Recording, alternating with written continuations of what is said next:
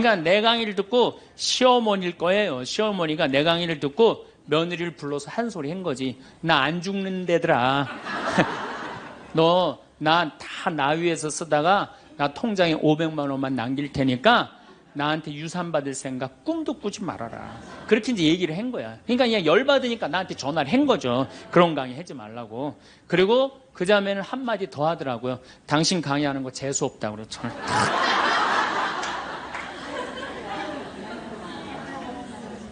내가 그 전화를 받고 기분이 좋았겠어요? 나빴겠어요? 기분은 나빴지만 내가 화가 나고 내 감정을 주체할 정도는 아니었어요. 왜? 상황이 틀리니까. 얼마든지 내가 공격받을 수 있는 얘기를 한 거니까. 제가 2년 전에 평화방송에 강의를 한 2달 정도 했어요. 많이 한 것도 아니에요. 2달. 그런데 정말로 인기가 대단하더라고. 막 전화가 얼마나 오는지. 특히 천주교 교우들은 의외로 전화를 안 하더라고. 개신교 성도들이 얼마나 전화를 많이 하는지 몰라요. 신부님 너무너무 설교 좋다고. 천주교 교우들은 왜 전화하느냐 하면은 천주교 교우들은 원래 입이 무겁잖아요.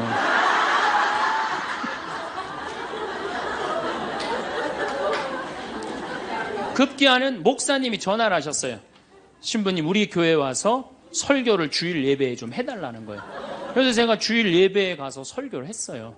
그때 이번에는 천안에서 스님이 전화를 하셨어요. 우리 절에 와서 설법을 해달라고. 더욱이 나는 그 주지 스님을 아직도 잊지 못하는데 참 좋으세요. 겸손하시고. 그래서 상좌에 앉혀서 제가 설법도 주일날 했어요. 뭐 인기가 뭐 천주교, 개신교, 불교 막 올라가는 거예요. 기분이 끝내줬는데 갑자기 전화가 한 통 왔어요. 평촌에서 사는 할머니야.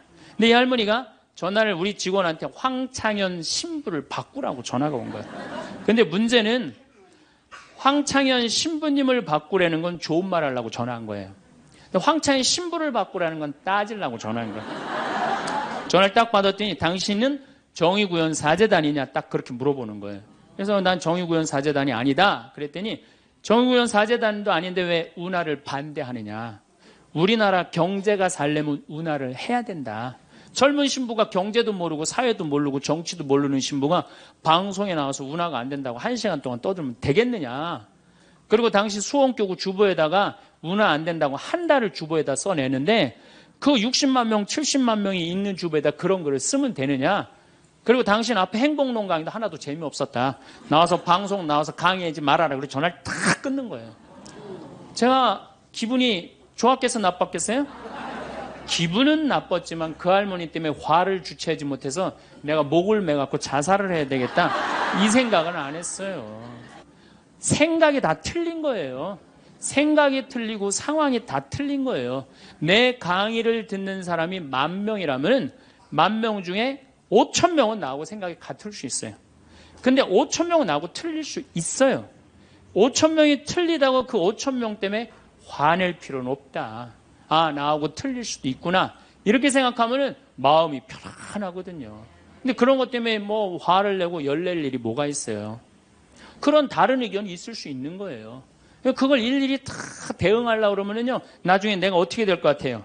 미쳐요. 미쳐요.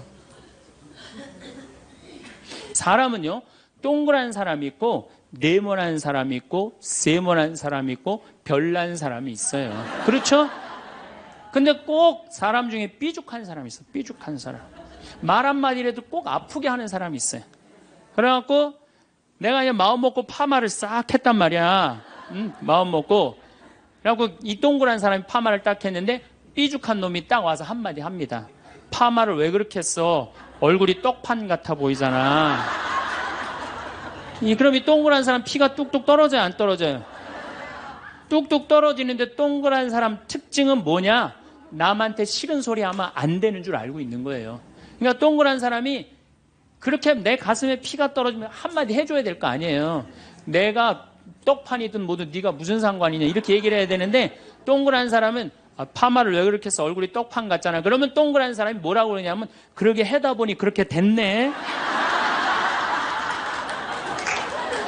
이 동그란 사람 여러분들 삐죽한 사람 만나야 돼? 만나지 말아야 돼? 만나면 안 돼요. 이 삐죽한 놈 누구 소개시켜줘야 되냐면 별난 놈 소개시켜줘. 별난 놈. 찔러도 안 나오는 별난 놈. 슈바이처 박사는 물 없는 강처럼 기쁨 없는 그리스도인, 기쁨 없는 신앙, 기쁨 없는 사람이 세상을 피곤하게 한다는 거예요. 여러분들 성당에서 나온다고 딱 모임을 가졌는데 그냥 우울하게 이렇게 앉아 있으면은 그 사람 보고 있으면은 피곤해요, 안 피곤해요? 반짝반짝 웃는 사람이 있으면은 기분 좋아요, 안 좋아요? 이게 기쁨이라는 게 굉장히 중요한 거예요. 참느냐고 그냥 이러지도 못하고 저러지도 못하고 그렇게 살면 안 된다는 거죠. 여기 지금 우리 교우들 지금 옷 입고 온 거 보면은 다 까만색이야, 다 지금. 아니, 명동으로 오면 좀 색깔을 이쁘게 입고 와야 될 거 아니야. 명동에 나오는데. 근데 우리는 화려한 옷 입으면 안 돼. 우리 천주교 교우들은. 내가 그 개신교 설교하러 갈 때 정말로 제가 많은 걸 배웠어요. 뭘 배웠느냐면은 예배하러 한 300명 정도가 나왔는데 전부 다 예쁜 옷을 입고 나왔어요. 정말로. 정말로 축제에 오는 것 같은. 그러니까 주일 예배하러 오는 것 같은. 근데 우리 지금 여기도 지금 얼마나 까만지 몰라요, 지금.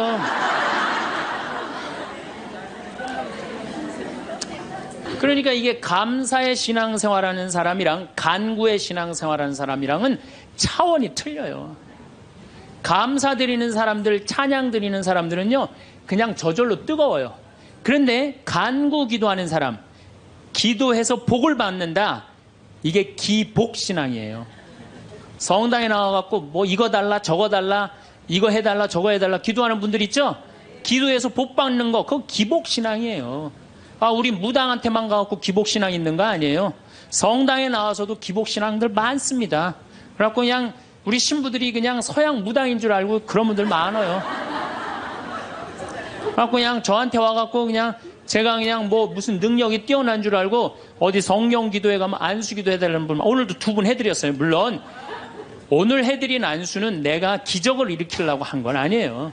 그냥 하느님의 축복을 빌어준 거지. 그런데 많은 경우 할머니들이 신부님 골 아파요, 신부님 허리 아파요, 신부님 무릎 아파요, 안수기도 좀 해주세요. 신부님이 해주면 나을 것 같아요. 난 또 착하니까 해주죠. 근데 난 능력이 없는 걸.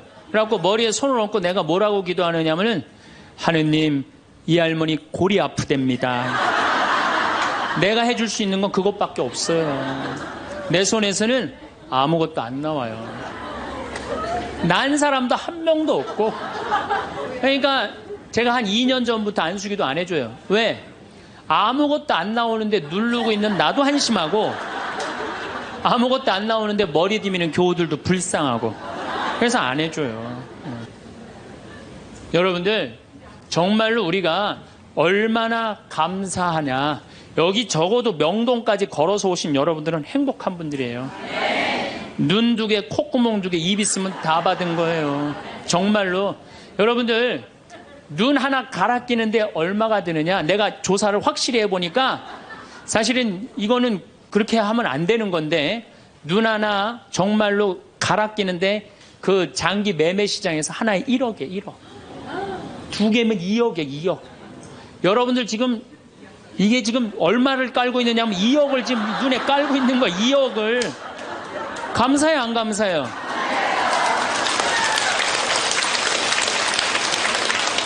만약에 내가 아무것도 안 보여. 그래갖고 저 신부 얼굴도 못 보고 반찬이 어떻게 생겼는지도 모르고 명동 성당이 얼마나 멋있는지도 모르고 그렇지 않아요? 아무것도 지금 다 보고 있는데 얼마나 감사해요. 감사하지 않아요? 신장 하나 갈아 낀데 3천만 원, 간 갈아 낀데 7천만 원이에요. 이것만 대충 따져도 3억을 여러분들 여기 지금 깔고 있는 겁니다. 근데 뭘 우리 하느님한테 달라고 그래요? 다 주셨구만. 만약에 여러분들 내가 쓰러져 갖고 앰뷸런스에 실려간다. 1시간 산소호흡기 되는데 얼마를 내야 되냐면 36만 원 내야 돼요. 근데 여러분들 지금 공짜로 지금 오전 10시부터 지금까지 몇 시간 마신 거예요? 지금 5시간 마신 거예요. 한 200만 원 벌은 거지. 앉아서. 감사해요, 안 감사해요? 하루면 1,000만 원 버는 거예요. 이렇게 받은 은혜 감사하기도 바쁜데 뭘 그렇게 하느님한테 달라고 그러세요? 신부님 빚이 너무 많아요. 빚도 걱정하지 말아라. 갚다 못 갚으면 죽으면 되지 뭘 걱정하고 그래. 제가 여러분들 죽으라고 그런다고 자살하라는 얘기가 아니에요. 중요한 건 뭐냐면 여러분들 지금 빚 걱정한다고 갚아줘요? 안 갚아줘요. 빚은요 세월이 갚는 거예요. 그럼 세월한테 맡기세요. 세월한테 맡기고 나 오늘 하루를 살더라도 즐겁게 살아요. 아깝지 않아 이 하루? 그렇죠? 그러면 오늘 하루 정말 즐겁고 행복하게 살다 보면은 빚도 시간 지나면 갚아지는 건데 그걸 그냥 끌어안고 오늘은 우리가 화나십니까? 라는 주제로 강의를 하도록 하겠습니다. 만약에 우리가 인생 살아가면서 이 화만 안 내도 우리 인생이 굉장히 평탄할 것 같아요. 근데 가끔 잘 참다가도 그냥 갑자기 한번 화가 나면은 막 모든 게 막 뒤죽박죽 되시지 않으세요? 저는 이 한국 사회를 보면은 화로 꽉 찬 것 같아. 며칠 전에 그 지하철 2호선에서 할머니 한 분이 손자 같은 그 딸을, 손녀 같은 아이를 머리채를 막 힘도 얼마나 좋으신지 그냥 막 하는 모습을 보면서 아, 정말 우리나라에 화가 꽉 차 있구나. 우리 인생을 살아가면서 분노를 억제하지 못하고 돌이킬 수 없는 잘못을 저지를 때가 참 많아요. 홧김에 어떨 때는 부모도 죽여요. 홧김에 남편도 죽이고 홧김에 아내도 죽이고. 그래서 이 화를 잘 다스린다는 게 굉장히 중요한 것 같아요. 그럼 여러분 언제 화가 나요? 화가 나는 건 언제 화가 나냐면 무시당할 때. 남편이 시댁 식구들 앞에서 아니면 성당 모임에서 아 우리 마누라는 할 줄 아는 게 아무것도 없다. 얼굴이 잘생겼나 음식을 잘하나 성격이 좋으나 마음에 드는 게 하나 없다고 정말로 남편이 구박하면은 정말로 속에서 부글부글 끓죠. 예, 내가 누구한테 남편뿐만 아니라 다른 사람한테 내가 무시당할 때 우리는 화가 나요. 여기서 분노가 끌어올리죠. 또 남편들은 또 언제 화가 나요? 이 세상에서 아내한테 구박받을 처럼 화날 때가 없는 거예요. 당신 월급이 얼마냐? 우리 뭐 먹고 사냐? 누구 남편은 마누라 밍크코트 해줬대더라. 막 이러면은 남편도 막 홧김에 눈이 확 돌아가는 거죠. 여러분들도 남편 아내 말고 또 누구한테 화날 때, 누구한테 무시당할 때 화가 나느냐면은 자식한테 무시당할 때 화나는 거예요. 더욱이 기가 막힌 거는 5살, 6살짜리한테 무시당하면요, 막 끌어올라요. 여러분들, 5살, 6살짜리가 막 엄마 말 안 듣고 살살 거짓말 시키면 화나요, 안 나요? 뻔히 이놈이 거짓말 하는 거 아는데도 살살 거짓말 시키면 엄마는 막 화가 나요. 그래갖고 엄마가 막 자백하라고 그러죠. 너 이게 거짓말 아니냐고. 그럼 애는 끝까지 감춰요.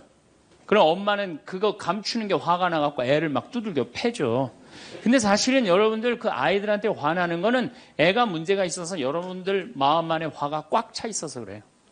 아니 그 5살, 6살짜리가 거짓말하면 얼마나 하겠어요. 그리고 자기가 잘못하면은 거짓말하는 건 인간의 본능이에요. 여러분들 국회의원들 청문회 볼 때 보면 거짓말 해야 안 해요? 장관 후보자들 청문회 할 때 보면 거짓말 해야 안 해요?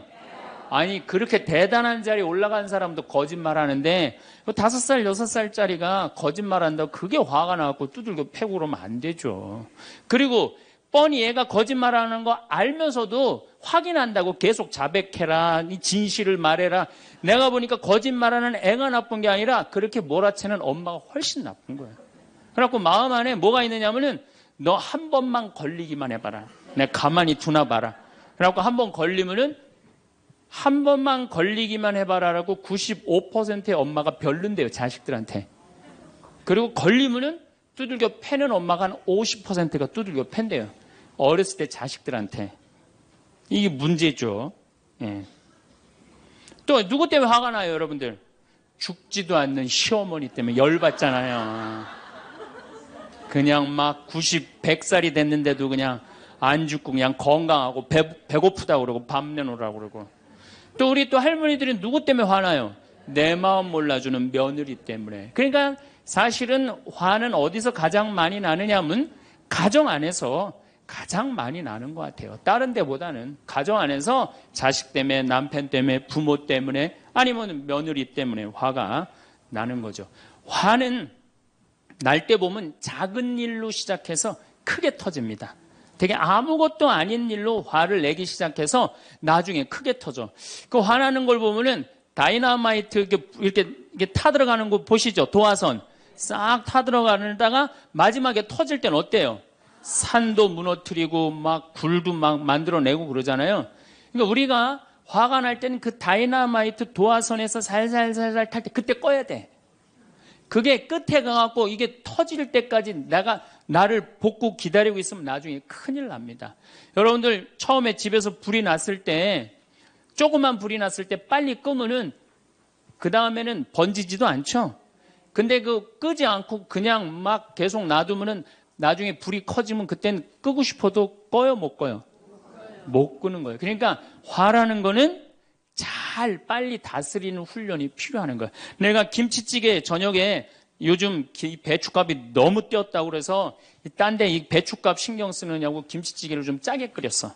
남편이 딱 한 숟갈 먹어보니 이놈의 마누라 맨날 끓이는 김치찌개 하나 제대로 못 끓이느냐고. 그럼 부인이 여보 미안해. 요즘 배추 한 폭에 15,000원이래. 그래서 내가 어떻게 올 겨울에 김장을 할까? 그걸 고민하다가 간 보는 걸 깜빡했어. 그러니까 오늘은 다른 반찬하고 먹으면 다른 날은 내가 맛있게 해줄게. 이렇게 말하는 마누라는 한 명도 없어요. 당신이나 외식 시켜줘 봤어?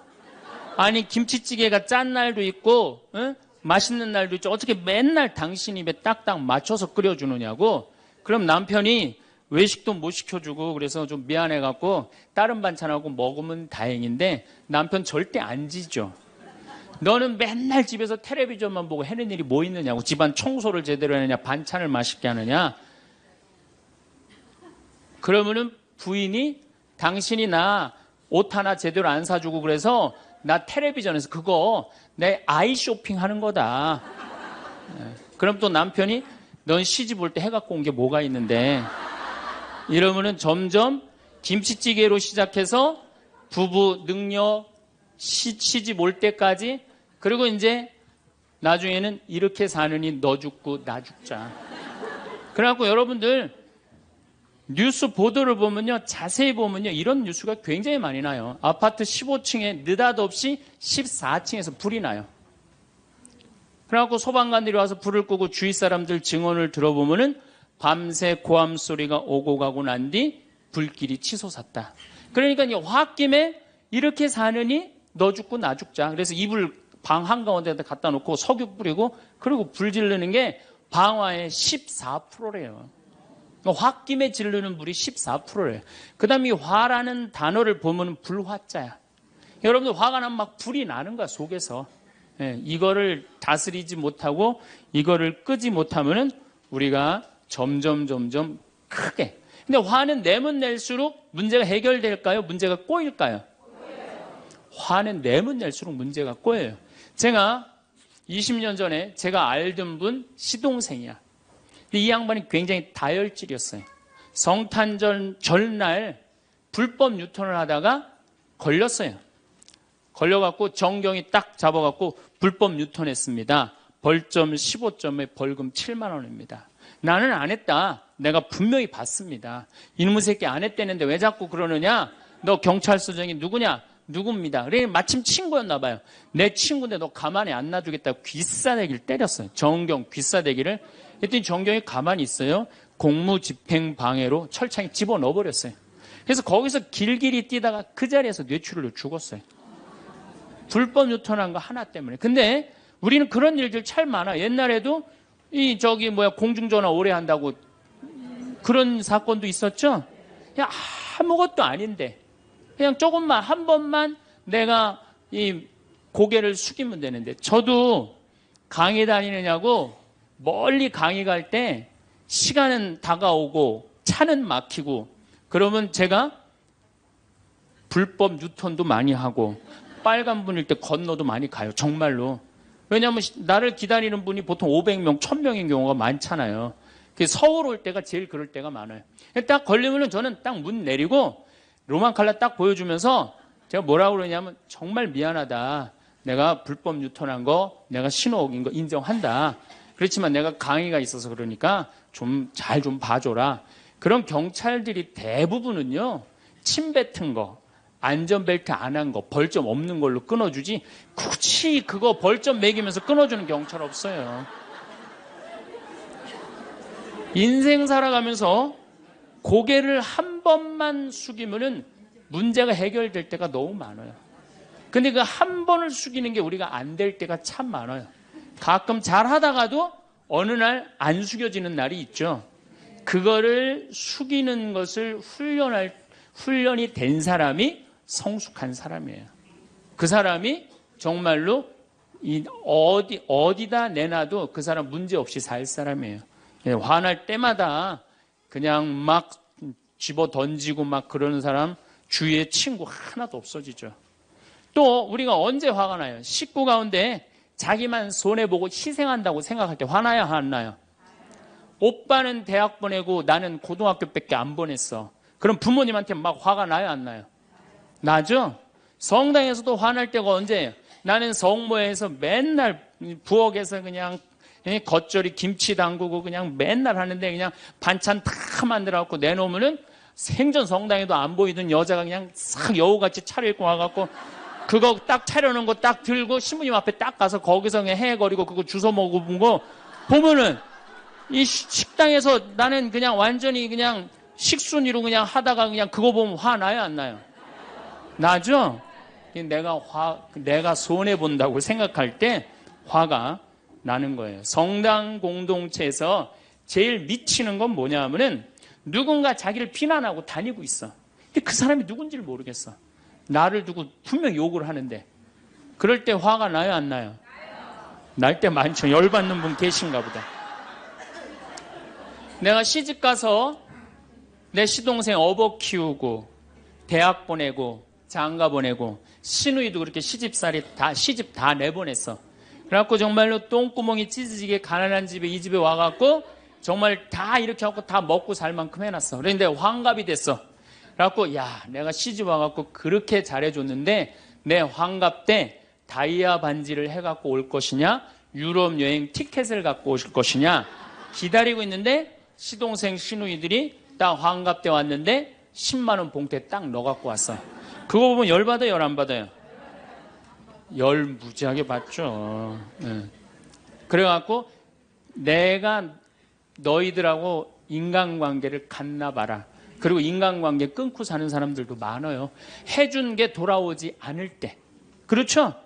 내가 잘해줬는데 돌아오지 않을 때. 근데 우리는 살아가면서 여러분들 이제까지 은혜 받은 만큼 다른 사람한테 은혜 갚으셨어요? 저는 신부 되기까지 많은 신부님들, 많은 수녀님들, 많은 교우들이 저를 도와줬어요. 근데 신부 돼갖고 일일이 그분들한테 쫓아다니면서 다 감사했는가? 생각해보니까 다 하지 못했더라고요. 나도 다 감사하지 못했는데 내가 그 감사를 받지 못한다고 화낼 필요는 없지 않는가 그런 생각이 들어요. 제가 신학교 다닐 때 우리 학장 신부님이 돌아가신 배문환 신부님이 영성훈화 할 때 아주 이해하지 못하는 훈화를 꼭 하셨어요.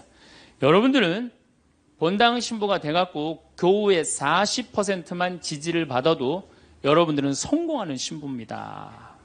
근데 전 신학생 때 이해가 안 갔어요. 신학생 때 왜 이해가 안 갔느냐 하면은 내가 신학생 때 인기가 얼마나 좋았느냐 하면은 막 방학 때 가면은 주일학교 애들이 막 매달려갖고 길을 못 갔어요.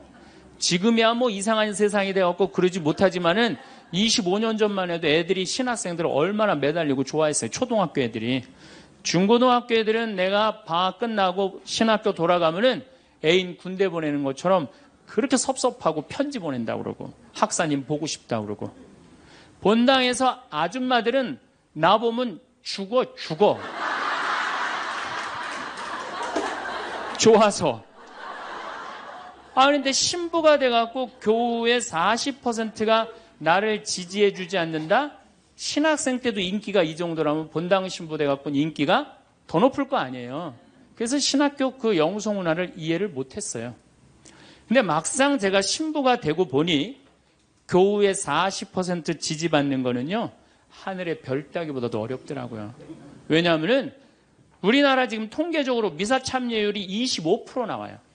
그러니까 정말로 그 신부님이 지지받는 신부님이다. 제대로 40% 지지받는 신부님이다. 그러면은 교우의 40% 미사 참여율 나와야 될 거 아니에요. 그러니까 교우가 1000명이라면 400명은 나와야 될 거 아니에요. 2000명이라면 800명이라면 나와야 되는데 2000명 중에 800명 나오는 본당은 없어요. 2000명이라면 한 500명 정도, 600명 정도 나와요. 많이 나와요. 우리나라 평균적으로. 그러니까 40% 지지받는다는 게 어려워. 예수님은 나 환자 10명 고쳐줬는데 몇 명 돌아왔죠? 1명 돌아왔어요. 그러니까 여러분들 주위에 있는 사람들 10명한테 잘해줬어. 10명한테 잘해줬는데 9명이 돌아오지 않는다고 해서 섭섭할 필요가 없다는 얘기죠. 그 1명이라도 돌아오면은 다행인 거예요. 그러니까 모든 사람들한테 인정받는 일이 쉬운 일이 아니다. 많은 사람들 화나는 경우가 어떤 경우가 여러분들 화가 많으냐면 자기가 완전한 사람이라고 생각할 때, 자기 판단이 옳다고 생각할 때, 그걸 옳다고 믿을 때 화가 나요. 많은 분들이 어떤 경우가 있느냐면은 내가 관상 좀 볼 줄 아는데 그 사람 틀렸어. 아니면 내가 관상 좀 볼 줄 아는데 그 사람 진짜 괜찮은 사람이야. 이 중에 관상 못 보는 사람 어디 있어? 50년, 60년 살으면은 딱 보면 다 알지. 그렇죠? 그런데 그게 맞는 경우도 있고 틀리는 경우도 참 많아요. 근데 우리는 어떤 착각을 갖고 있냐면 내가 적어도 판단하는 건 맞다고 생각해요. 다 여기 저를 포함해서 여러분들 모두가 그런 생각을 해요. 근데 그게 허물어졌을 때 화가 나는 거예요. 그게 허물어졌을 때. 제가 지난달에 뉴욕에 강의를 갔었어요. 퀸즈 성당이라는 데서 강의를 했는데 교우들이 진짜 많이 나왔어요. 정말로 꽉 찼어요. 강의를 하는데 정말로 반응이 아주 좋더라고요. 강의가 끝나고 이제 본당 신부님하고 사제관을 올라가는데 따라오는데 이게 한국 사람이 안 따라오고 미국 여자가 따라오는 거예요. 미국 여자가 따라와갖고 그러는 거예요. 신부님, 자기가 신부님 강의를 한국말을 잘 못 알아들어서 잘 알아듣지는 못하지만은 너무 감동을 받았다고. 신부님은 정말로 하느님의 사람이라고. 나는 듣다 내 강의를 정말로 감동받다 못한 미국 여자까지 내 강의를 감동을 받는구나.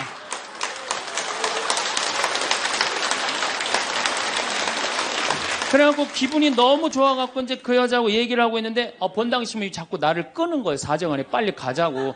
나 지금 미국 여자하고 얘기하는데 지금 본당 신부님이 내 팔을 자꾸 끄는 거예요. 그래갖고 아니 신부님 나 좀 빨리 가자고.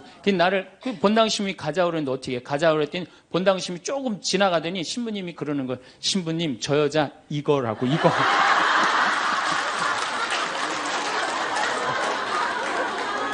한국에서 강의만 오면은 강의 오는 신부님한테 쫓아다니면서 저런다고. 난 내가 강의 잘해갖고 그런 줄 알았더니 쫓아와갖고 그냥. 내가 성당 봉사한다고 해서 모두가 나를 알아봐 줄 거라고 착각해서는 안 됩니다. 성당에서 열심히 봉사하는 우리 형제 자매님들 가운데 요셉 형제 없으면 우리 성당 쓰러져.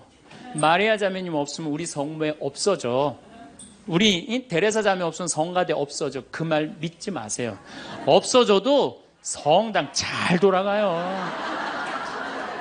성가대에서 데레사 자매 빠져도 오히려 더 잘 돼. 그러니까 내가 그렇게 대단한 인정을 받는다고, 내가 그런 자리에 차지한다고 생각하는 그때부터 내가 불행해지기 시작하는 거예요. 제가 늘 가끔 드리는 말씀이지만은 제가 작년 5월 달에 서울 오금동 성당에 강의 갔어요. 강의를 갔는데 그때도 막 많이 모였어요. 여러분들만큼. 그때는 베드로 얘기를 했어요. 베드로가 여러분들 굉장한 분이에요. 만약에 예수님한테 베드로가 없었다면 예수님이 없을 정도로 베드로는 예수님한테 절대적인 존재였어요. 막 그런 얘기를 막 하고 막 그러는데 교우들이 반응이 대단히 좋았어요. 그래갖고 이제 1강의가 끝나고 쉬는 시간이 됐는데 22년생 할머니야. 머리가 하얀 할머니가 자기가 돌아가신 추기경 형님하고 동갑이라는 거예요. 근데 추기경 형님이 항상 자기하고 친한데 동창이라고 그랬다는 거예요. 추기경 형님, 김수환 추기경 형님이.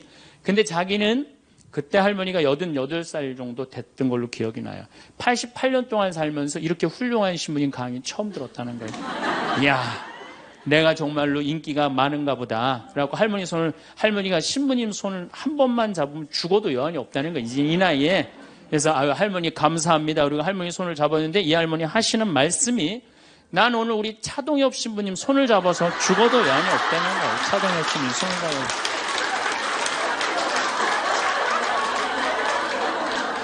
그래서 제가 그랬죠. 할머니, 저는 차동엽 신부가 아닙니다. 저는 황창현 신부입니다. 그렇게 분명히 말씀을 드렸는데 이 할머니는 황창현이라는 사람 알지도 못하는 거예요. 그래갖고 또 뭐 상담하고 싶다는 분들이 있어서 상담을 쭉 하고 있는데 저쪽에 있는 할머니가 안 가고 기다리고 계시더라고요. 사람들이 다 떠나는데 할머니가 또 오셨어요. 이 유명한 신부님 손 한번, 우리 차동엽 신부님 손 한번 더 잡아보자고.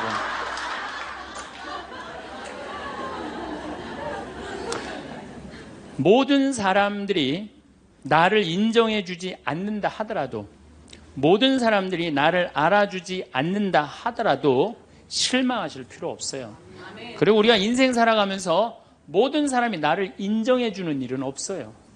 그러니까 여러분들 가운데 모든 사람이 나를 좋아해. 이분은 사실은 나중에 불행의 씨를 갖고 있는 분이에요. 화의 씨를 갖고 있는 분이에요. 10명 중에 몇 명만 나를 좋아해도 성공해? 4명만 좋아해도 성공한 거예요. 아니, 10명 중에 1명만 나를 믿어줘도 여러분들은 실패한 인생이 아니에요.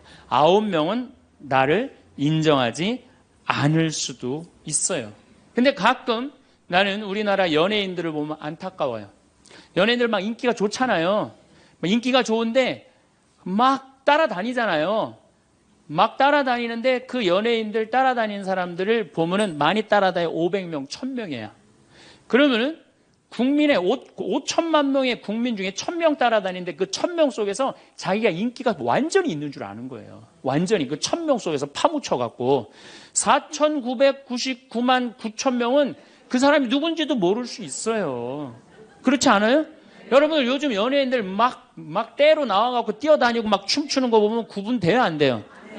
난 아무리 알아보려고 해도 나도 이제 늙어가기 시작하니까 이게 누가 누군지 모르겠더라고요. 나하고 그 사람들하고 아무 상관없어. 그러나 연예인들은 그런 생각을 안 해요. 자기가 모든 사람들한테 인기가 있다고 착각을 해요. 그런데 갑자기 댓글에 그게 노래냐, 그게 춤이냐, 그게 연기냐, 이런 악성 댓글이 올라오면 그때부터 미치는 거예요. 그래갖고 그 악성 댓글을 올려봤자 내가 보기에는 정신 나간 사람이 올리거나 아니면은 자기 마음에 안 드는 사람 올리는데 많이 올려야 50명, 100명도 안 올릴 거예요. 자기를 좋아하는 연예인들은, 저 일반 대중들은 보통 한 5,000명, 10,000명 되면은 그런 악성 댓글을 올리는 사람은 10명, 20명도 안 될 거예요. 근데 그거에 스트레스를 받아갖고 목매갖고 자살하는 연예인들이 참 많아요. 그럴 필요 없다는 거예요. 최진실 씨가 세상 떠난 지 벌써 이제 2년 됩니다. 참 안타까운 연예인이에요. 나는 최진실 씨하고 나이하고 비슷한 연배. 우리 어렸을 때 인기 최고였어요. 정말로. 정말 앞으로도 더 연애 활동을 했으면 우리한테 큰 기쁨을 줬을 거야. 근데 최진실 씨를 좋아하는 사람은 국민이 나를 포함해서 한 3천만 명은 될 거예요. 근데 최진실 씨가 세상 떠날 때 악성 댓글을 한 사람 4사람밖에 안 돼요. 근데 너무너무 안타깝죠. 그러니까 우리가 살아가면서 여러분들도 여러분들한테 막 나쁜 소리를 하는 사람은 한둘이야. 근데 그 한둘도 내가 보기엔 제정신 가진 사람은 아니다. 그러니까 모든 사람들한테 내가 인정받지 못한다고 그래서 화낼 필요는 없다. 제가 17년 전, 벌써 18년 전이네요. 철산성당이라는 경기도 광명 보좌 신부를 했어요. 보좌 신부를 했는데 거긴 교우가 14,000명이야. 14,000명. 예비자 교리반을 딱 맡았는데 100명이 딱 있는 거예요. 새로 신부는 됐지. 그냥 교리 교환을 신학교 때 얼마나 공부를 열심히 하고 준비를 열심히 했어요. 100명이 있으니까 기분이 너무 좋더라고요. 그래서 그냥 교리를 그냥 얼마나 열심히 했는지 몰라요. 근데 한 달이 지났는데 늘어나도 전찬을 판국에 아니 이게 줄어들기 시작하는 거예요. 90명으로 줄어드는 거예요. 2달이 지났는데 80명으로 줄어드는 거예요. 3달이 지났는데 진짜 딱 반토막이 나더라고요. 50명으로. 그랬더니 봉사자들이 맥주하고 안주를 사갖고 와서 나를 위로해 주는 거예요. 신부님 실망하지 말아라. 원래 교리반이 이렇게 어중이 떠중이 다 떠나고 이렇게 오리지널만 3개월 지나면 딱 남는다. 그리고 실망하지 말으셔야 되는 이유가 수녀님 반은 더 떨어졌다. 그러니까 실망하지 말아라.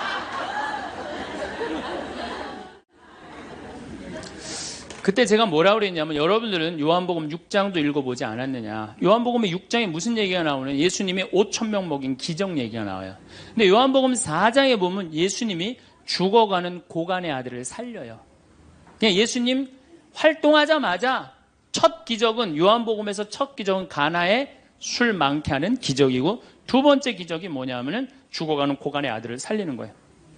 그럼 죽어가는 고간의 아들을 여러분들 본당 신부가 새로 발령받아 와서 내 아들이 암으로 막 죽어가. 내 신부님이 가정방문 와갖고 내가 안수기도 한번 해볼게. 그래갖고 안수기도를 해줬는데 암으로 막 죽어가려고 그러는 아들이 살아났어. 그럼 그 신부님 인기가 본당에서 어떨 것 같아요? 성당 안 나오던 교우들도 그 신부님 구경하러 다 나올 거 미사 참례. 예수님 엄청나게 따라다녔어요. 그런데 요한복음 5장에 보면 예수님이 38년 동안 벳자다 연못에서 누워있던 사람을 지나가다가 측은한 마음이 들어서 일으켜 세워요. 근데 신부님 우리 시어머니는 중풍으로 38년 동안 누워있었다고. 그럼 내가 또 한번 안수기도 해볼게. 가서 안수기도 했는데 시어머니가 38년 만에 일어났어. 그럼 본당 신부님 인기는 하늘을 찌르는 게 아니라 하늘을 뚫고 올라갈 거예요. 그 정도로 예수님 인기가 그렇게 좋았어요. 그래갖고 이 사람들이 예루살렘에서 예수님이 그런 기적을 하셨는데 예수님을 갈릴레아 호수까지 몇 명이 따라가느냐 하면 5,000명이 따라갑니다. 자기네들 스스로 제자라고 그러면서 5,000명이 따라가요. 5,000명이 따라가는데 보니까 3일 동안 이 사람이 밥을 못 먹어. 그러니까 예수님이 빵 5개, 물고기 2마리로 5,000명을 먹여요. 그러니까 당시 유대인들이 뭐라고 그러냐면 우리가 드디어 기다리던 왕이 왔다. 왕으로 억지로라도 모시자. 그래요. 그러니까 예수님이 딱 사라졌다가 저녁에 딱 나타나는데 갈릴레아 호수에 나타나는데 성서에 25에서 30 스타디온 정도 배가 떨어져 있었다고 그랬어요. 그럼 완 스타디온은 얼마냐? 한 200m 정도를 완 스타디온, 한 스타디온이라고. 여러분들 스타디온이 어디서 온 말이에요? 스타디움 한 바퀴를 돌고 있습니다. 그러잖아요. 그 스타디움이 성서에서 나오는 스타디온에서 나온 얘기예요. 그러니까 한 스타디온은 한 200m 정도 되는 거예요. 그걸 30 스타디온을 걸었다면은 얼마를 걸은 거냐면은 6km를 걸은 거, 무리를 쫙. 미치는 거죠. 사람이 무리를 걸은 거를 보면 미치지 않아요. 만약 여러분들 내가 강의한다고 저 뒤에서 걸어서 안 들어오고 공중부양으로 떠서 쫙 들어온다고 생각을 해봐. 강의할 필요 있어요, 없어요? 잠깐 떴다가 그냥 쫙 나가면 그걸로 끝이지. 그러니까 당시의 유대인들은 예수님한테 완전히 반한 거예요. 근데 다음날 예수님이 이상한 말을 해요. 참으로 확 끼얹어요. 내가 진실로 진실로 너희에게 말한다. 너희가 사람의 아들의 살을 먹지 않고 그의 피를 마시지 않으면 너희는 생명을 얻지 못한다. 그러나 내 살을 먹고 내 피를 마시는 사람은 영원한 생명을 얻고 나도 마지막 날에 그를 다시 살릴 것이다. 내 살은 참된 양식이고 내 피는 참된 음료다. 군중들이 눈이 동그래요. 여러분들은 살 먹고 피 먹는 얘기 하도 많이 들어서 안 이상하죠? 그런데 다른 종교인들이 우린 예수님 살 먹어, 예수님 피 마셔 그러면은 어떻게 생각할 것 같아요? 식인종 아니면 드라큘라 둘 중에 하나예요. 예수님 피 먹는 거면. 그러니까 당시의 유대인들이 뭐라고 그러냐면 이 말씀은 듣기가 너무 거북하다. 누가 듣고 있을 수 있겠는가? 그러니까 그러면서 떠나요. 그러니까 예수님이 당신의 말씀을 두고 투덜거리는 것을 속으로 아시고 그들에게 이르셨다. 이 말이 너희 귀에 거슬리느냐. 그리고 성서에 이렇게 우리에게 말합니다. 이 일이 일어난 뒤로 제자들 가운데 많은 사람이 되돌아가고 더 이상 예수님과 함께 다니지 않았다. 다 떠나간 거예요. 말을 알아듣기 너무 어렵다고. 그러니까 이제 예수님이 이제 딱 12명 딱 남아있는 거, 어떤 무식한 어부 12이 눈을 동그랗게 뜨고 예수님을 쳐다보는 거예요. 그러니까 예수님이 이때 뭐라고 그러냐면은, 너희도 떠나고 싶으냐. 그러니까 이 12마저 떠나면 예수님 완전히 낙동강 오리알 되는 거예요. 이때 대단한 인물이 하나 나옵니다. 누구냐? 베드로예요. 다 떠났음에도 불구하고 의리를 지킨 분이 베드로예요. 당신은 영원한 생명을 주시는 말씀을 가지고 있는데 우리가 어디를 갑니까? 그리고 예수님은 이 12하고만 다니세요. 그리고 요한복음 6장 다음에 7장에는 뭐라고 써 있느냐면은 이들이 예수님을 죽이려 함으로 예수님은 더 이상 공식적으로 돌아다니지 않고 몰래 숨어서 갈릴레아만 다니셨다고 그래요. 그러니까 이 12하고만 그냥 돌아다닌 거 죽이려고 그러니까 피해서. 그러니까 예수님 그렇게 죽어가는 고간 아들 살리고 38년 동안 배짜다 연못에 누워있던 사람 살리고 5,000명 먹이고 생 난리를 쳐갖고 막 5,000명이 따라다니다가 결국은 몇 명 건졌느냐? 12명 건진 거예요. 여러분들 5,000명 중에 12명 건진 예수님이 나요? 100명 중에 50명 건진 제가 나요? 누가 나요? 내가 낫지 않아요? 아니 내가 예수님보다 나은데 뭐 그 예비교 50명 떨어졌다고 실망할 게 뭐 있어. 나는 가끔 한심한 레지오 단장들이 있어요. 신부님 우리 단원이 10명인데 오늘 2명밖에 안 나왔습니다. 그래서 둘이서 울면서 개응을 했습니다. 우리 레지오 해체해야 될까 봅니다. 이렇게 오는 단장이 있는데 한심한 단장이죠. 10명 중에 2명 나왔다 그러면 20% 지지받는 단장이야. 자, 5,000명 중에 12명 남긴 예수님이 나요? 10명 중에 2명 나온 단장이 나요? 누가 나? 단장이 훨씬 나은 거예요. 또 요즘 우리나라 구역 반모임 활성화를 위해서 굉장히 많이 노력하죠. 근데 많은 경우 반장님들, 구역장님들이 실망해요. 우리 구역이 10세대인데 3세대밖에 안 나온다. 4세대밖에 안 나온다. 이렇게 실망하는 분들이 굉장히 많아요. 그러면은 10세대 중에 3세대나 4세대 나오면은 이건 본당 신부보다 난 사람이에요. 예수님보다는 뭐 더 난 사람이고 실망할 필요가 뭐가 있어. 예수님 뭐라고 그러냐면 너희 중에 단 두세 사람만 모여도 내가 그곳에 함께 있겠다. 그러면 됐지 뭐 이렇게 욕심이 많아요. 그러니까 여러분들 모든 사람들한테 인정받는 건 쉬운 일이 아니고 인정받으려고 할 때 우리 인생이 피곤해지고 화가 난다 이거예요. 여러분들 요즘 나는 가끔 텔레비전 보면서 총리들도 대통령도 막 신발 막 던지고 막 결함 막 던지고 그러잖아요. 대통령한테도. 우리가 남이 나한테 평가하는 게 전부는 아닙니다. 자기 소신, 자기 확신, 자기 멋이 있으면은요 누가 뭐라 그래도 별로 거기에 흔들리지 않아요. 근데 그냥 남들 말에 막 귀 기울이고 그냥 거기에 신경 쓰는 사람은 조금만 뭐가 있어도 화를 내고 자기를 주체하지 못하는 거예요. 루카복음 9장 51절을 보면 예수님이 사마리아를 통해 예루살렘으로 올라가려고 할 때 사마리아 사람들이 예루살렘에 간다는 이유로 예수님을 거부해요. 들어가지 못하게 동네를.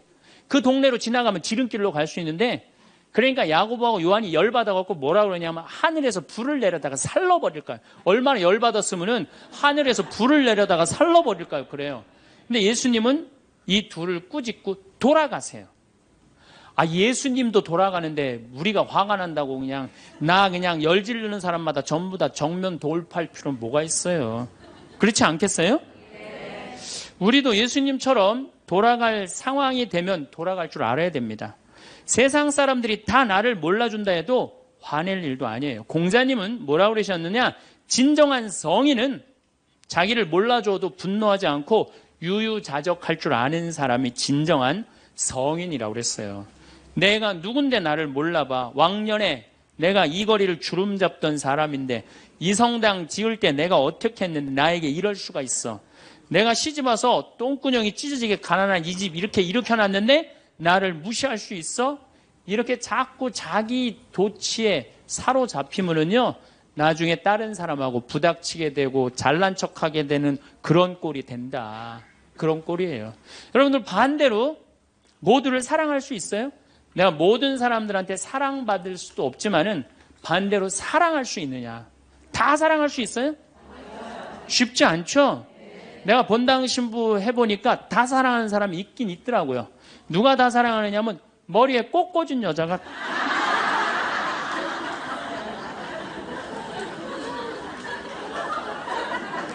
이게 모두를 사랑한다는 게 쉬운 게 아니에요. 근데 우리는 뭐에 지금 쇠뇌가 되어 있느냐면 성당에 나오면 어떻게 해야 된다고 생각해요? 모두를 사랑해야 된다고 생각하지 않아요?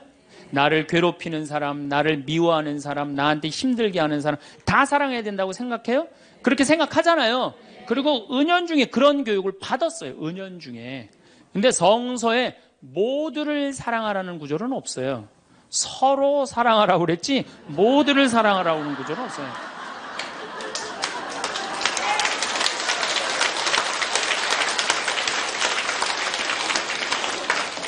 그러면은 이 모두를 이 사랑하는 게 얼마나 어려우느냐 요 얘기만 하고 다음 시간에 얘기하도록 하겠습니다. 사람은요 동그란 사람이 있고 네모난 사람이 있고 세모난 사람이 있고 별난 사람이 있어요.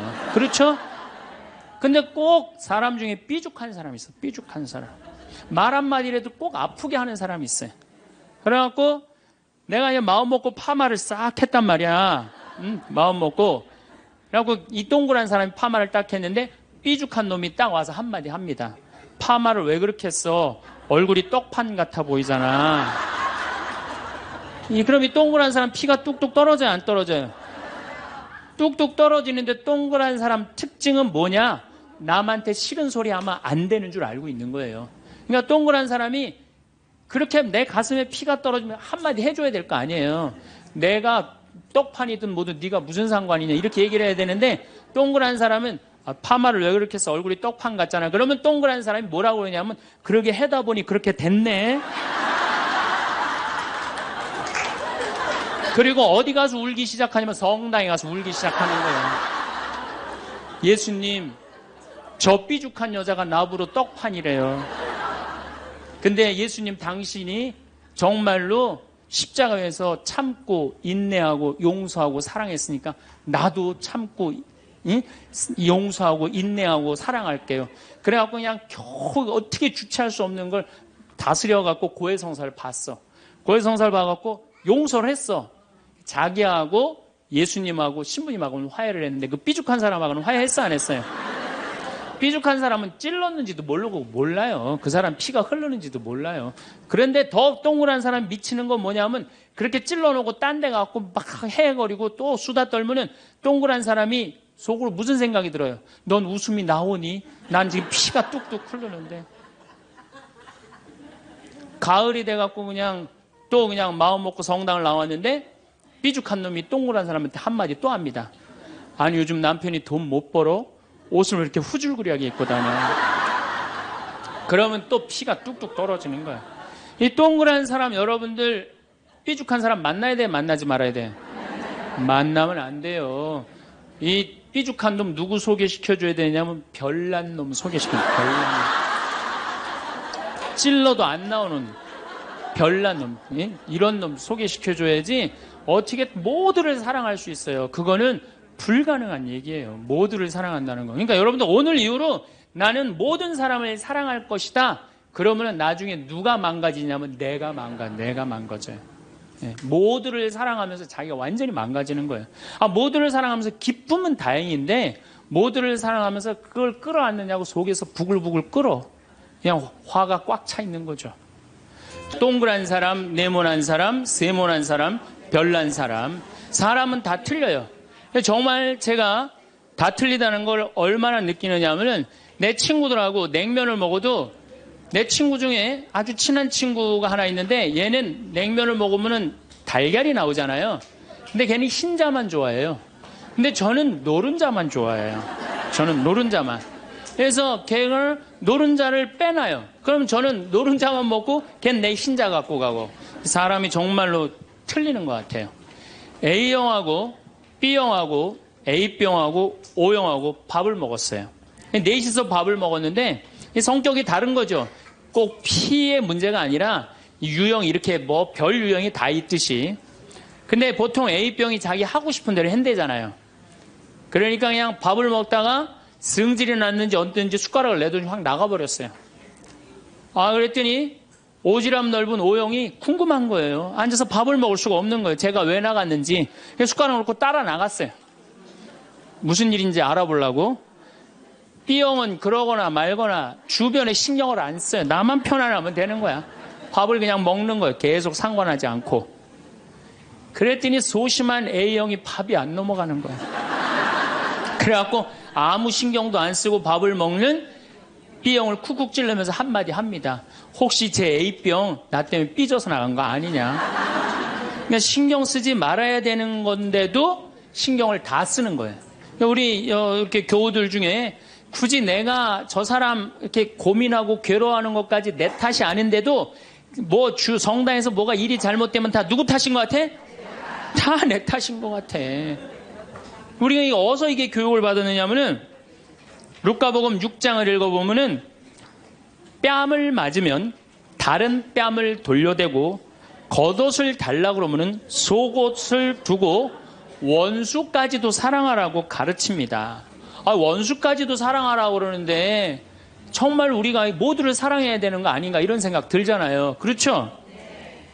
근데 예수님은 정작 다 사랑했을까요? 예수님 다 사랑하지 않으셨어요. 더욱이 12제자 중에 12제자 똑같이 사랑하지 않았어요. 12제자 중에 누구를 특별히 사랑했느냐면은 베드로, 야고보, 요한만 특별히 사랑했어요. 거룩한 변모 때 누굴 데리고 갔어요? 베드로, 야고보, 요한만 데리고 갔어요. 아니 그 기가 막힌 모습을 보여주려면 다 보여주지. 왜 3명만 데리고 가? 나머지 9명 기분 나쁘게. 그렇잖아요. 그리고 회당장 야이로의 딸 살리러 갈 때 누구만 데려갔느냐면 베드로, 야고보, 요한만 데려가요. 다른 사람은 그 부모 외에는 아무도 따라오지 못하겠다고 그래요. 못 따라간 제자들 섭섭할 것 같아, 안 섭섭할 것 같아요? 근데 여러분들은 밥 먹으러 가는데 한 3명만 데려가야 되는데 나머지 6명 남아있으면 찝찝해, 안 찝찝해요? 앞으로는 그러지 마세요. 예수님이 겟세마니 동산에서 내 마음이 괴로워 죽을 지경이니 나와 함께 깨어 있어줘라. 그렇게 하고 가까이에 누구만 불렀느냐면 베드로, 야고보, 요한만 불렀어요. 예수님도 12 중에 3명만 이렇게 사랑했는데 여러분들은 레조 단원들 12이면 12명 어떻게 다 사랑해. 그 중에 3명만 사랑해도 누구하고 똑같아? 예수님하고 똑같은 거예요. 근데 놀랍게도 마태복음 18장에 이런 얘기가 나옵니다. 만약에 이웃이 잘못하면 우선 개인적으로 그러지 말라고 말하고 다음 한두 사람의 증인을 세우고 그래도 말 안 들으면 교회에 알리고 그래도 말 안 들으면 세리나 이방인 취급을 하라고 그래요. 그러니까 끝까지 끌어안으라는 말도 하셨지만은 어떻게 말 안 들으면 무슨 취급하라고 그래? 세리나 이방인 취급하라고 그래요. 마태복음 23장을 보면은 바리사이파, 사두가이파, 성구갑 이마에 팔 놓고 다니면서 일반 사람에게는 무거운 짐 지어놓고 자기는 손 하나 까딱하지 않는 이들에게 회칠한 무덤, 독사의 족속이라고 욕을 해대요, 예수님이. 그러니까 예수님은 어떻게 모두를 다 사랑했어요? 아니에요. 마음에 안 드는 사람들, 단죄해야 될 사람 단죄하셨어요. 그 예수님 또 그렇게 많이 참지도 않으셨어요. 우리 교우들처럼 그렇게 많이 참지도 않으셨어요. 요한복음 2장에 예수님이 성전 정화를 하는데 너무 막 성질이 나시니까 어떻게 상을 둘러엎고 채찍질로 그냥 정말로 난리를 치세요. 그러니까 여러분들도 이제는 너무 참지 마세요. 그러다가 여러분들 누가 다쳐요? 내가 다쳐요. 그런데 성당에 나오면 자기를 버리고 자기 목숨을 구하려 하지 말고 예수님 십자가를 지고 따라야 된다. 이 말이 꽉 귀에 들어오는 거예요. 순교자들이 이렇게 사셨다. 순교자들이. 우리들도 하느님 제대로 믿으려면 순교자나 예수님처럼 그렇게 십자가 지고 참아야 된다. 우리 또 선조들은 또 얼마나 대단해요. 막 피가 그냥 뼈가 튀어나오도록 맞으면서도 그걸 다 참고 배교하지 않고 하느님 사랑하고 그냥 그 사람들도 구원해서 기도했잖아요. 자기를 미워하고 남을 위해서 살아야 한다고 자기에게 어떤 일이 있더라도 주님께서 주시는 십자가라고 생각하고 참고 살아야 된다. 이렇게 우리는 이 말씀에 눌려 살아요. 이걸 뭐라고 그러냐면 십자가 컴플렉스라고 그래요. 십자가 컴플렉스. 나도 십자가를 져야 된다. 예수님이 손목에 못 박혔을 때 얼마나 아팠을까? 그거 그냥 심줄을 뚫고 지나갔을 때 얼마나 아팠을까? 발목 못 박히셨을 때 얼마나 아프셨을까? 그러니까 나를 죽이려고 애쓰고 웬만한 일은 주님은 주시는 시련과 십자가라고 참고 견디고 살면은 내면에는 기쁨이 하나도 없고 정신적 질병에 시달리는 경우가 많아요. 순교가 아니라. 그래갖고 그냥 우리 천주교 교우들은 이혼도 못하고 살아요.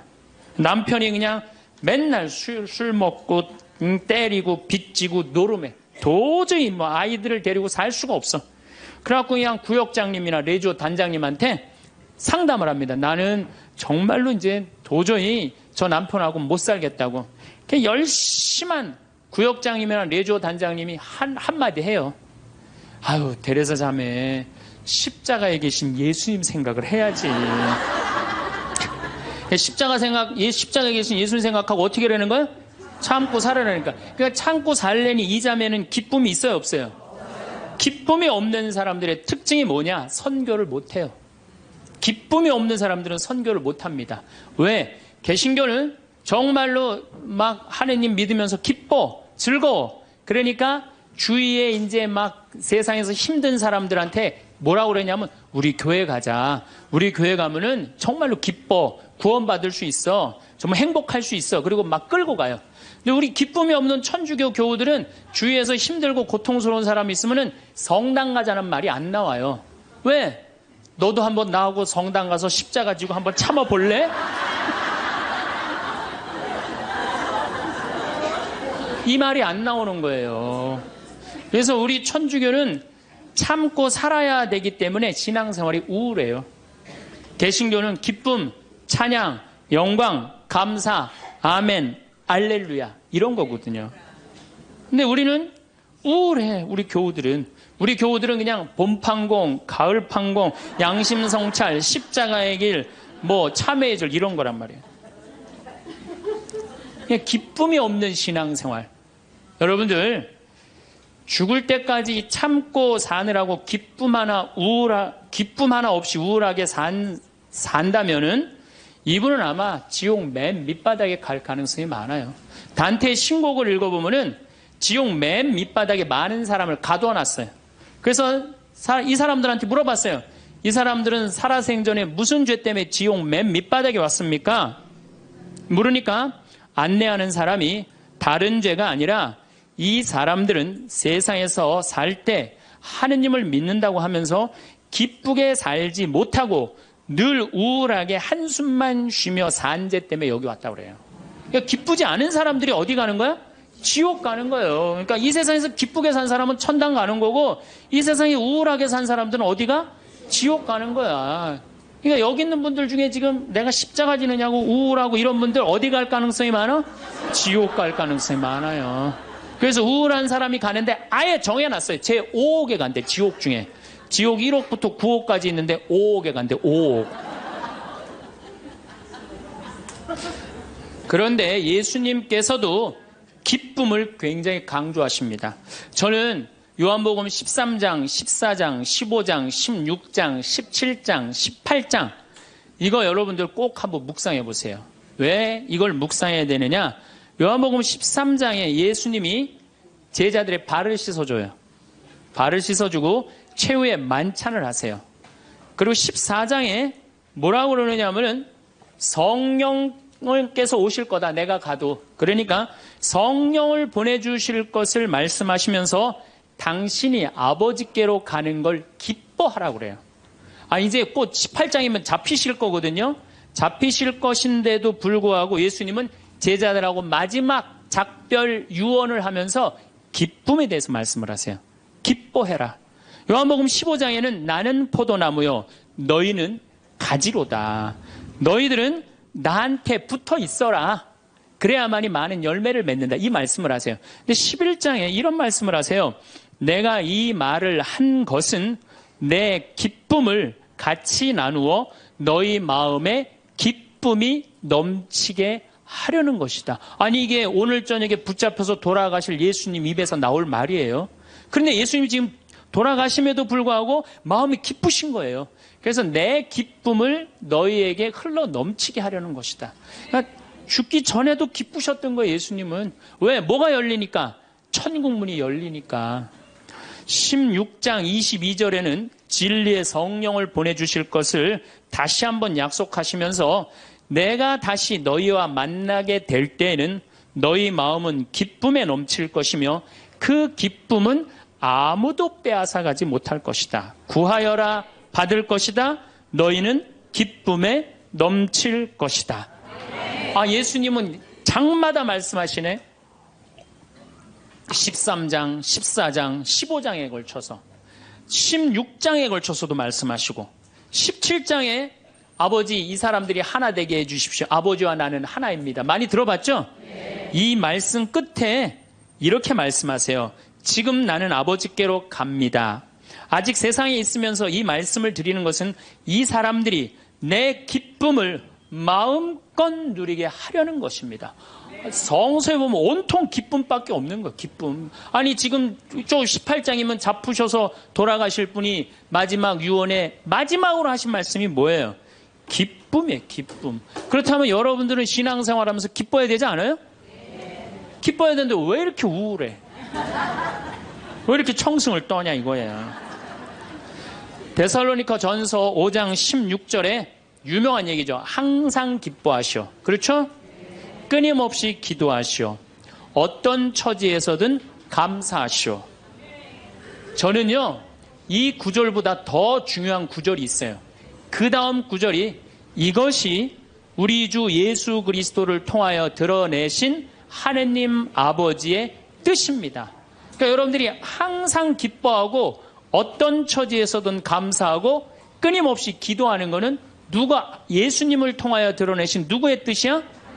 하느님의. 그러니까 기쁨과 감사는 우리의 본질이에요. 본질. 그러니까 우리가 신앙생활에 기뻐야 돼요.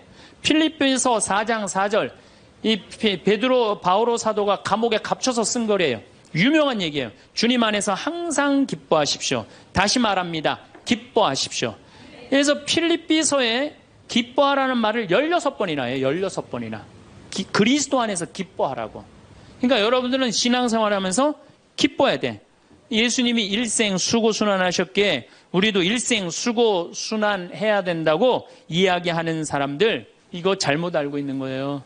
여러분들 신앙생활은 기뻐야 돼. 우리 천주교 교우들은 무조건 우리는 우울하게 해야 돼. 누가 강력하게 우리 가운데 앞에 있어? 십자가가 있으니까. 그러니까 성가를 들어봐도요 미쳐요.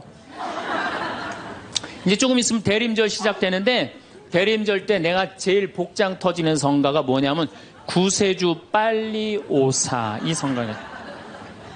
이 노래를 어떻게 부르느냐면 구세주 빨리 오사 어둠을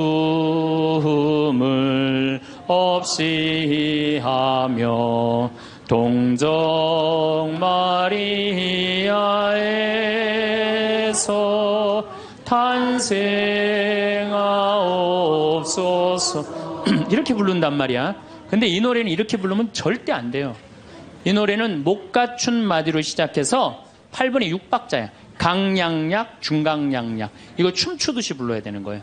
저도 본당 신부하면서 무당들 세례를 많이 줬어요. 무당들이 천신, 자기가 모시는 신기가 떨어지면요, 천신을 찾아온다니까요. 그래서 내가 뭐 북도 태우고 막 이거 신물도 많이 태워주고 세례도 주고 또 어떤 무당은 유방암이 걸렸는데 60 한 7, 8쯤 됐는데 평생 이제 점을 봐준 거죠. 근데 이제 나한테 온 거예요. 이제 삶을 정리하고 하느님한테 귀하고 싶다고. 살아온 얘기 다 들어주고, 그리고 이제 마지막에 이제 죽을 때 또 신부님 성가 소리 듣고 죽고 싶다고. 근데 쫓아가갖고 또 보니까 막 기다리고 있더라고요. 그래서 성모님 성가 듣고 싶다. 그래서 내가 막 성가 불러주는데 그렇게 해서 돌아가셨어. 그러니까 내 품에 죽은 무당도 있다니까, 내 품에 죽은. 내가 웬만한 무당보다 낫지. 웬만한 무당보다 나은 거예요. 그러면 우리가 카페 차려놓고 여러분들 본당 신부님들 면담하려고 그러면 얼마나 힘들어. 본당 신부님 바쁘고 우리 은퇴하면 시간도 많은데. 그래서 우리 잘생긴 시모니 신부가 있어요. 오늘 오후에 만날 건데 시모니 신부 그 커피 바리스타 자격증도 있고 잘생기고 자격증이니까 시모니 신부는 커피 바리스타하고. 그리고 나보다 7살 많은 베네딕토 신부라는데 얼굴이 못생겼어요. 네. 형은 그 정신없이 왔다 갔다 하지 말고 주방에서 나오지 말고 거기서 나오지 말고 음식하고 음식. 그 다음에 뭐 담배만 피우고 뭐 아무것도 안 하는 우리 마티아 신부 너는 청소하고. 난 이제 이게 되니까 앉아서 내가 장소도 다 봐뒀어요. 장소는 어디로 했냐면은 남한산성 성지가 있는데 남한산성 성지가 새로 성당을 줘서 갔어요. 옛날 구성당이 아주 그 창호주로 잘 줘놨어. 그래갖고 그 성당 터 달라고 그랬어. 여러분들 남한산성 그 근처에 또 점 보는 데도 많아요 보면. 그래갖고 이제 거기에 이제 신부 카페. 우리는 은퇴해서도 할 일이 있는 거야. 그러니까 나는 이제 뭐 대학 하라고 이제 기부금도 40억 받았으니까 나는 200살까지 살아도 일이 있어요. 200살까지. 근데 여러분들은 무슨 계획이 있느냐? 나 이걸 묻고 싶은 거예요. 무슨 계획이 있느냐? 지금 60살 되신 분들은 100살까지 살아요. 100살. 50살 되신 분들은 110살까지 살아. 110살. 40대신 분들은 120살까지 살아. 120살. 제가 20년 전에 강의하러 다니면서 여러분들 이제 100세 시대가 옵니다. 신부님 뻥하지 말라고 무슨 100살까지 사느냐고. 근데 요즘 여러분들 100세 안보장, 100세 연금보장 나왔어요, 안 나왔어요? 100세 시대 온 거예요. 근데 올해 한 보험회사에서 무슨 상품이 나오냐면 110세 건강 안심보험이 나왔다니까요. 그러면 이분들이 보험회사 분들이 야 100세 상품 나왔으니까 다음에 110세 할까? 이거 아니죠. 그때는 암 정복된다고 보는 거예요. 그리고 그때는 치매도 어느 정도 잡는다고 보는 거예요. 혈압, 당뇨 다 잡는다고 보는 거예요. 그러니까 그래 60년 후야. 60년 후인데 여러분들 1년에 0.5년이 늘어나. 1년에 0.5년 평균. 그러니까 지금 86세가 가장 많이 죽는 나이래요. 86세가. 근데 2020년에는 몇 세에 가장 많이 죽느냐면 90세에 가장 많이 죽는데 2020년. 그럼 2020년이면 몇 년 후에? 6년 후야. 6년 후. 그럼 여기 60살 되신 분들 66살 되면은 90세가 가장 많이 죽는다 그러면 그분들 몇 살까지 살 것 같아요?